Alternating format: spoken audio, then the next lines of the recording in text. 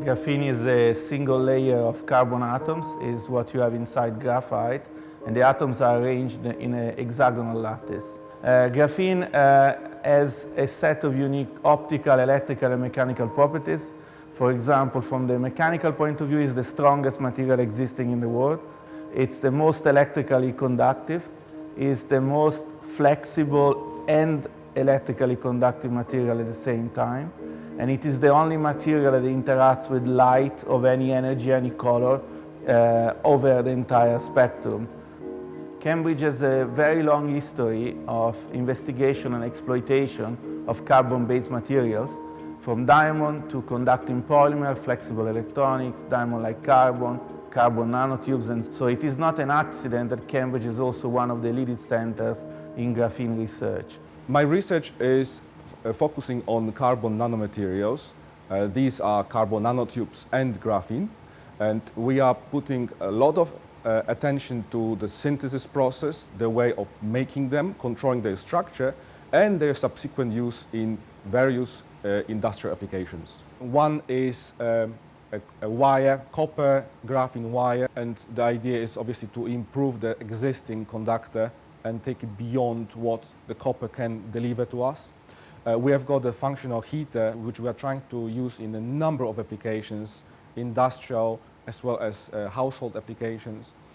We have a functional ink which can be put into a pen, which you can just simply use to draw the entire PCB network on it with graphene, or you could use the same ink as a coating, and we work a lot on protective coating, anti-corrosion applications, as well as flame retardants applications.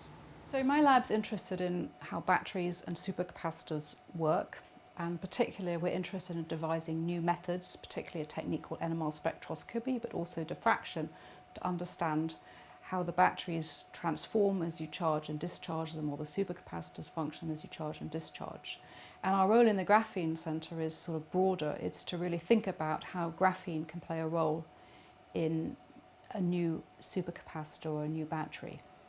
One example where graphene could play a role is in this lithium-oxygen battery. So the lithium-oxygen battery or the lithium-air battery has an energy density that could be as much as 5 to 10 times higher than a normal lithium-ion battery. So if we can get this type of battery to work, it really has a large impact in battery technology in general.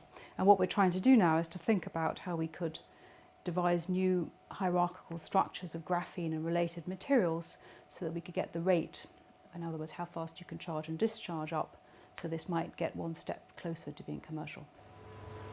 In our research group, we're working on a number of physical systems, materials, and we're trying to understand whether their quantum mechanical properties can be harnessed for future applications and future technologies. Two-dimensional materials, graphene being one of them, but not the only one, offers the fundamental limit of being proximal to something else. The fact that these are one atom thick makes it extremely attractive in terms of being able to map out, say, temperature or electric field or magnetic field fluctuations on extremely small length scales. We're talking about a few nanometer sensing of fast thermal behavior, for example. And 2D materials offers a chance to be able to build such platforms that can become future's technology. But there are other applications, like trying to build quantum networks.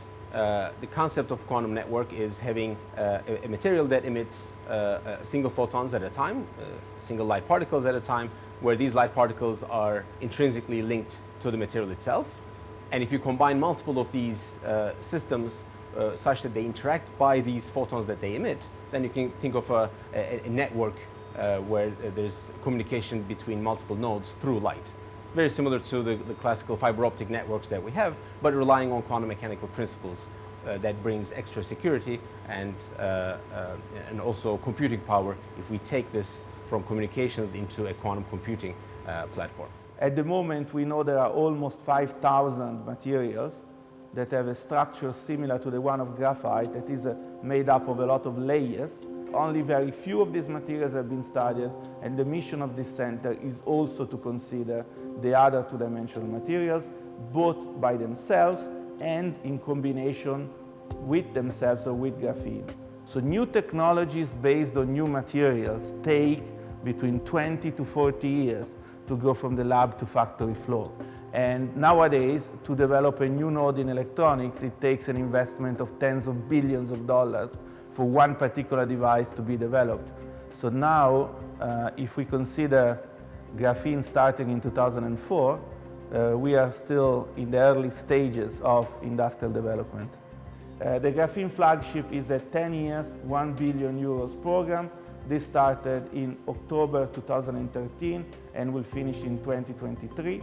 We are now 2 years on, and we have about 158 partners between industry and university based all over Europe.